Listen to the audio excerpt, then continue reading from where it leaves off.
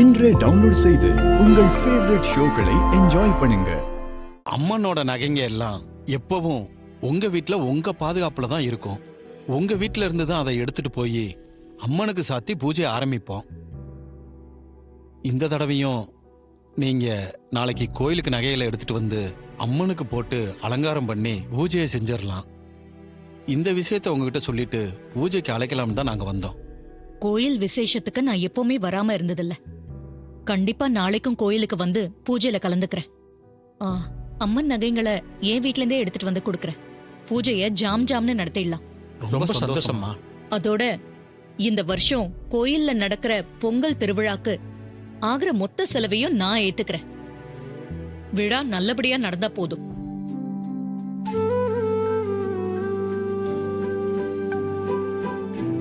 அம்மா, நீங்க கோயிலுக்காக எவ்வளவோ செஞ்சிருக்கீங்க.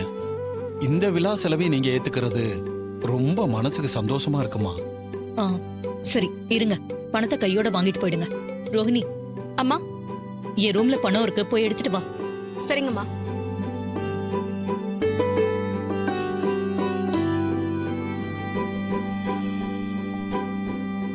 இந்தாங்கம்மா. இந்தாங்க. ரொம்ப சந்தோஷமா. அப்ப நாங்க கிளம்புறோம்மா. நீங்க நாளைக்கு சாமி நகைங்களோட வந்துருங்கம்மா. கண்டிப்பா வந்துடுறேன். குடும்பத்தோட வந்து அவசியம் கலந்துக்கங்கம்மா. கண்டிப்பா குடும்பத்தோட வரும். அப்ப நாங்க வர்றோம்மா. வரம்மா. போயிட்டு வாங்க. வரங்க. சீக்கிரம் போய் நாளைக்கு பூஜைக்கு வேண்டிய ஏற்பாடுகளை பண்ணுவோம். சரி.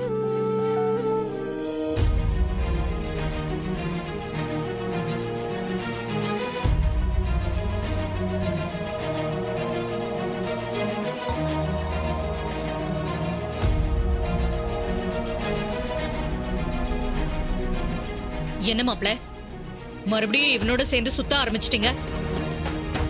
இவனோட பேசக்கூடாது பழகக்கூடாதுன்னு சொல்லிருக்கேன்ல. ஐயோ அத்தை, நீங்க சொன்னதுக்கு அப்புறமா இவன் கூட நான் பழகுவானா? இவன் முன்ன மாதிரி நல்லா வண்டிய ஓட்டுறானா இல்லையான்னு எனக்கு ஒரு டவுட். அதனால எடுப்பா வண்டிய ஒரு ரவுண்டு போயிட்டு வருவோன்னு சும்மா அப்படி போயிட்டு இப்படி வந்துட்டோம், அவ்வளவுதான். சும்மா சொல்லக்கூடாதத்த, நல்லா பவ்யமா பொறுப்பா வண்டிய ஓட்டுறாப்ல.